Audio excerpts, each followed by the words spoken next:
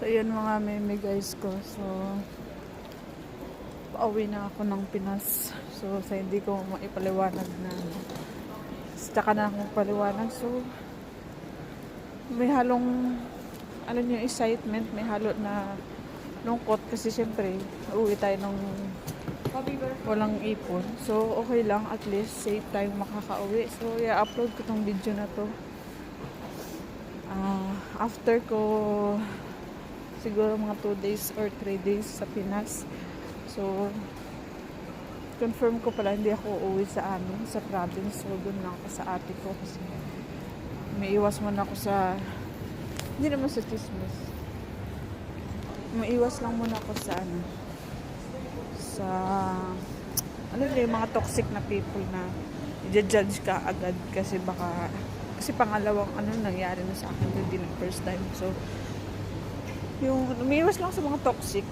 So, gusto ko muna makahinga.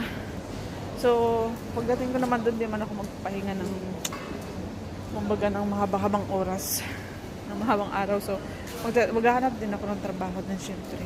Ayoko maging pabigat syempre. So, yun. Update ko kayo mamaya. Update ko pala, tapos na ako sa immigration. So, hinihintay ko na lang yung mag 5:35. So, mag 4 pa lang ng umaga dito sa UAE. Nahantay ko mag 5:35 to check ko yung gate number ko kasi yung ticket ko is wala siyang gate number na nakalagay kasi maaga pa ako nag-check-in. So, update ko kayo mamaya guys. Bye-bye. Kakain muna ako. Hanap ako ng kakainan.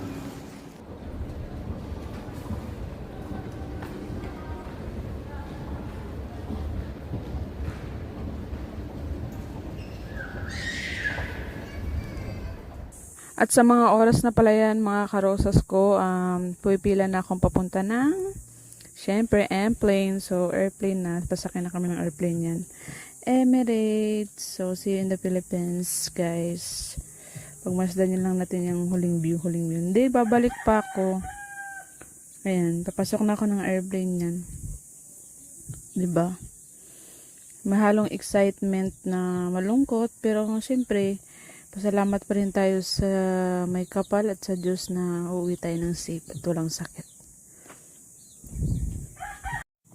Sa mga nagtatanong pala o sa magtatanong o sa nag-iisip kung bakit akong napaagang mapauwi na naman, mahabang kwento. Kung aking sasalaysay, baka hindi na tayo matapos ngayong taon. Char! So, sa mga nakarinig ng mga manok o kung ano pang mga sound dito sa voice over ko, pagpasensya nyo naman kameme ko kasi nandito ko sa bukid tralala. So, ayan na nga, umandar na nga dyan sa mga oras na yan yung airplane. See you in the Philippines, guys.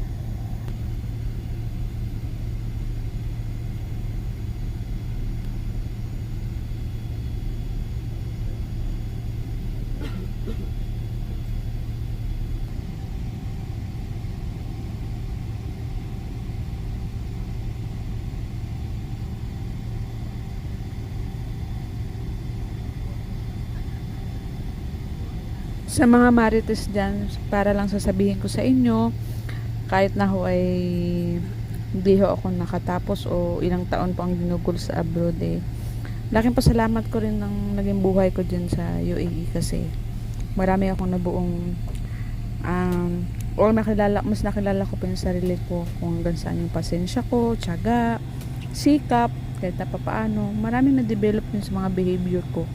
At maraming bagay na pangyayaring mas pinatibay ako ng mga karanasan ko ito.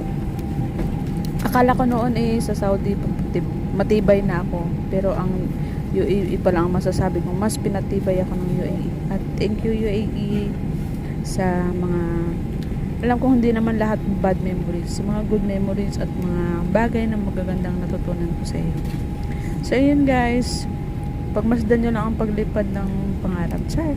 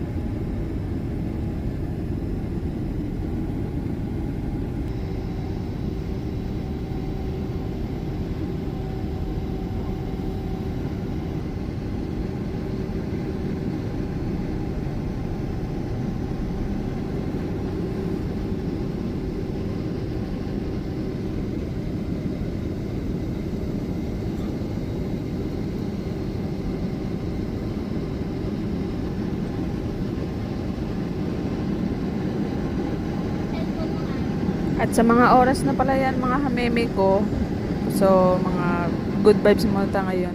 Siyempre kahit ilang buwan na natin hindi natikman at mas na-excite ako sa plate na ito sa beef or chicken, charot.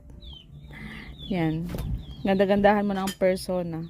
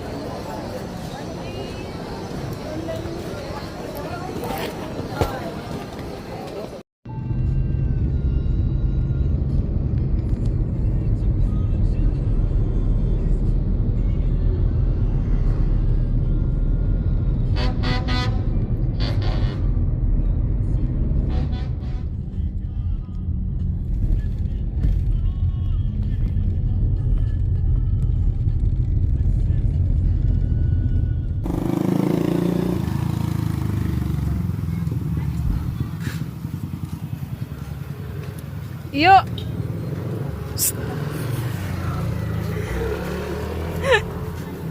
Hi! Hi! Wala ko walang kasama magulang. So yun mga karos, after 8 years, may sisin, may mga pamangkin. See you next vlog. Bye-bye.